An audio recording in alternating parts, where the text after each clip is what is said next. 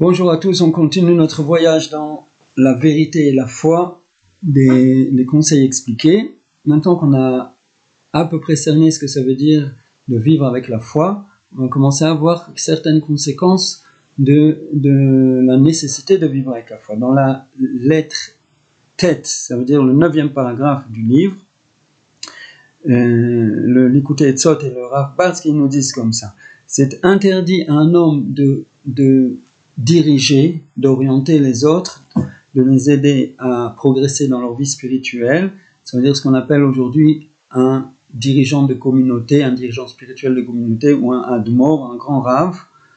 vers lesquels les gens se tournent pour savoir comment servir Hachem. Ça lui est interdit de prendre cette fonction-là si sa émouna, elle n'est pas entièrement vraie et dans sa plénitude. Ça veut dire s'il y a la moindre petite chose dans laquelle il croit, qui n'est pas purement la foi telle que la Torah l'a décrit, même si, bien sûr, il croit ensemble avec ça, il croit aussi que Dieu fait tout, Dieu a créé le monde, etc., etc. On ne parle pas ici de quelqu'un qui n'a aucune foi, mais si sa foi n'est pas complètement dans la plénitude, alors il ne doit pas diriger les autres et leur donner des conseils et les orienter comment ils doivent se comporter dans la voie de la Torah pour se rapprocher d'Hachem. Il y a ce qu'on appelle Darkei Haemori. Darkei Haemori, c'est en français, on dit à peu près des superstitions, toutes sortes de croyances nefoulotes comme ça, des croyances dans des choses qui n'ont pas de source. Ça, la Torah nous interdit de croire ces choses-là. On a vu aussi que la Emouna, la vraie foi, c'est de savoir, de vivre le fait que tout est en permanence une intervention directe d'Hachem, ce qu'on appelle Hashgacha Pratit. Tout ce qui se passe, c'est ce qu'Hachem il a décidé qu'il allait se passer pour nous, parce qu'il s'inquiète de notre possibilité de progresser, et en permanence, il nous ouvre un chemin, et il nous souffle à l'oreille comment on doit se comporter et dans quelle direction on doit se diriger pour pouvoir avancer. Et ça, c'est l'ensemble de l'existant autour de chacun de nous. Tout ce qu'on entend, tout ce qu'on voit, tout ce qu'on peut même penser, tout ce qui est matière à notre pensée, tout ça, ça a été mis en place précisément par Hachem dans un souci de nous permettre d'avancer pour notre bien. Et ça s'appelle Hashgacha Pratit. Il n'y a aucune autre source, il n'y a aucune autre force qui met en œuvre ou qui réalise quoi que ce soit dans le monde autre que l'intervention directe divine qui est l'habillement de l'Hashgacha Pratit, de la volonté d'Hachem de nous donner les conditions qui sont propices à notre épanouissement maintenant. Donc si je crois fermement dans les lois de la nature, dans les lois physiques, dans les lois médicales, je crois que c'est ça qui fait les choses, c'est déjà un manquement dans ma émouna. J'ai pas dit que quelqu'un qui a une émouna beshlemut, il peut pas utiliser les voies de la nature, les voies des traitements médicaux, etc., etc. Mais s'il sait pleinement que tout ce qui va se passer, tout ce qui se passe, c'est juste Hachem qui le fait. Maintenant, Hachem, il peut effectivement choisir d'amener la guérison, par exemple, en utilisant les voies normales de la médecine aujourd'hui. Il peut aussi choisir d'autres voies. Donc, si un tzaddik, il voit que dans un certain cas, on va utiliser la voie tout à fait normale de la médecine, et c'est ça qui va amener la bracha d'Hachem, la bénédiction d'Hachem pour avoir une guérison, et il dit de faire ça, c'est parfait, il n'y a aucun problème à ça. Mais si cette même personne, il croit fermement que le seul moyen le moyen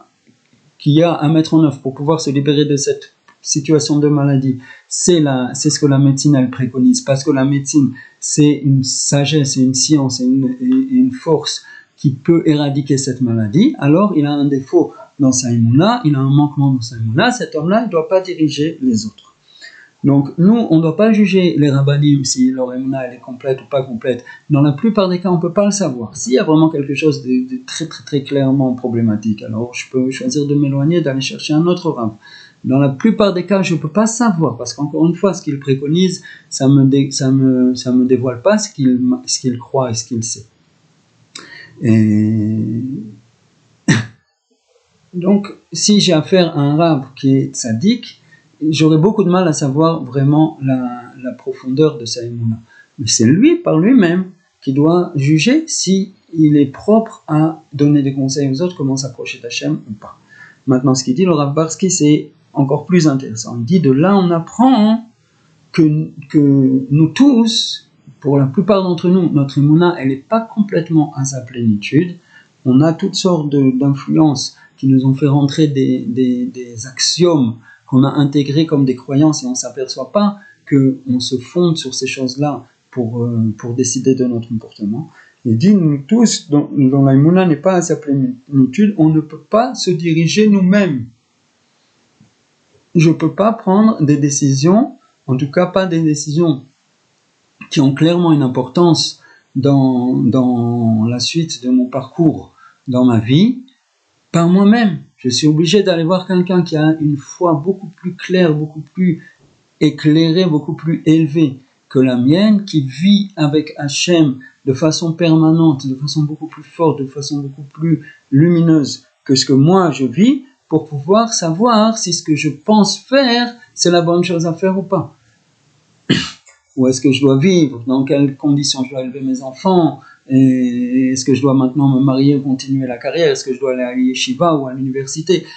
Au moins ces grandes décisions-là, je suis obligé d'aller prendre conseil avec quelqu'un qui vit la réalité de la présence divine dans le monde beaucoup plus fort que ce que moi je vis. Donc c'est ça qu'on apprend ici. La plénitude de la émouna, c'est une nécessité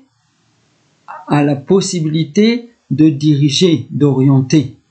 Donc c'est très intéressant, je pense, parce que dans la plupart des civilisations, dans la plupart des domaines, les gens ils jugent la sagesse, l'intelligence par la sagesse et l'intelligence. Plus un homme il est apte à résoudre des problèmes compliqués, plus il est intelligent, plus il a de l'expérience, plus il est sage. Mais dans la Torah, c'est pas comme ça. Plus il a une émouna claire et puissante, plus ses pensées, ses conclusions, elles seront justes. Et ça peut très bien arriver qu'un rav il soit relativement simple dans sa puissance de pensée. Il peut y avoir un professeur à l'université qui a un cerveau beaucoup plus complexe et beaucoup plus tortueux, qui va pouvoir penser beaucoup plus de petits détails dans toutes sortes de questions, même si très souvent les rabbanim sont également des très grands penseurs, mais ça peut très bien arriver que ce ne soit pas tout à fait le cas, et pourtant la décision du professeur elle vaudra rien quand je vais lui demander comment je dois vivre, et la décision du même Rav, la conclusion du Rav, qui lui vit dans sa émouna totalement le lien entre la création et le créateur, sa conclusion, elle vaudra quelque chose et elle sera la bonne réponse à la question qui a été posée. À tel point que l'Likutei Etzot, il nous dit ici que tous ceux qui ont des défauts dans leur émouna, les conclusions de leurs pensées et de leur théorie et des voies de leur pensée, elles sont fausses, elles sont nécessairement fausses et en prise de sheker, en prise de mensonge, en prise d'erreur. Donc, ça veut dire, même en toute bonne foi et en mettant en œuvre toute la puissance de sa pensée, celui dont la foi n'est pas à sa plénitude, il ne peut pas arriver à la bonne conclusion. Donc, il faut se méfier de ses décisions, même si cet homme-là, c'est moi. Et il dit aussi que parfois il y a des cas où le dirigeant potentiel, il sent qu'il a envie d'aider les autres et c'est pour ça qu'il veut leur donner des conseils, comment il doit vivre le judaïsme et s'approcher d'Hachem.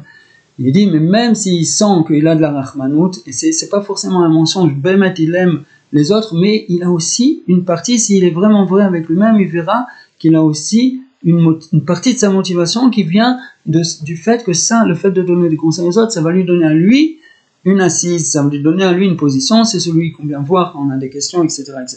et il va en tirer une certaine gava, une certaine importance personnelle, une certaine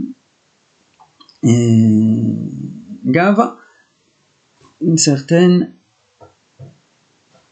il va en renforcer son ego, sentir son importance, sentir qu'il est quelque chose, qu'il est quelqu'un, parce qu'il a une certaine position sociale. Si ça constitue ne serait-ce que 1% de sa motivation, ça veut dire si ça existe en lui, cette chose-là, il doit savoir qu'il n'est pas encore prêt. Et il doit refuser de diriger. Il doit refuser de diriger, les gens viennent le voir. Il doit leur dire, je sais pas quoi te dire, je sais pas ce que tu dois faire. L'Afka chez les Chassidei Breslev, la plupart du temps, quand on essaye de prendre conseil l'un de l'autre, etc., on parle ensemble de ce sujet-là. Voilà, j'ai tel problème, l'autre il peut dire oui, moi aussi j'ai eu un problème qui ressemblait, mais on va pas chercher qu'est-ce que tu dois faire, tu dois te comporter comme ça et comme ça. Toujours la conclusion, plus ou moins, après avoir juste clarifié quel est le problème, on cherchera dans les livres de Rabbeinu Akadosh qu'est-ce qui est dit sur ce sujet-là, et après on dira, top, tu vois, le Rebbe il a dit comme ça et comme ça, prends ces conseils-là, va à l'Aïdbo des doutes, parle avec Hachem, dis, voilà, je suis dans telle situation, il me semble que ce qui correspond à ça, c'est ce que Rabbi Nachman il nous a enseigné à tel endroit et à tel endroit, il suggère comme ça et comme ça, est-ce que c'est la bonne chose à faire, qu'est-ce que je dois faire, je suis pas sûr. En parlant avec Hachem, les choses elles se clarifient jusqu'à ce que tu saches clairement ce que tu dois faire, et alors tu peux le faire. Si c'est vraiment très très crucial, tu vas encore, après la conclusion de ce que tu as eu à l'Aïdbodik, tu vas encore aller voir un Rav, quelqu'un de très avancé, de très éclairé, et lui dire, voilà, je suis arrivé à telle conclusion, est-ce que je peux faire ça, est-ce que je peux essayer cette voie-là? Habituellement, il te dira oui, si ben, tu as travaillé sur le sujet, tu as approfondi, tu as éclairé dans la prière, et alors comme ça, tu as reçu ta réponse. Mais en tout cas, ne pas se précipiter, nous, à décider, même si on est un homme chacham et très fin d'esprit, nos conclusions, elles seront nécessairement fausses. L'essentiel, c'est la foi. Donc, ça nous renforce aussi à appliquer tous les conseils qu'on a vus jusqu'à présent dans ce merveilleux livre, parce que c'est juste en renforçant ma foi que je pourrai avoir un intellect fonctionnel dans le monde qui va me permettre de prendre des décisions qui vont m'approcher sans arrêt de plus en plus, ou du moins me laisser une voie claire d'avancement vers la vérité et vers l'adhésion à l'infini à Hachem Yisborach, ce qui n'est pas le cas si j'ai pas clarifié ma foi, alors mes décisions elles vont me faire tourner et je serai toute ma vie, ou du moins toute une période de ma vie dans un labyrinthe, et je tourne une fois comme ça, une fois comme ça, une fois comme ça, et je comprends pas pourquoi j'avance pas. Que Dieu nous permette de clarifier notre foi, de vivre que tout est à chaque instant Hashgacha pratique, de vivre dans la communication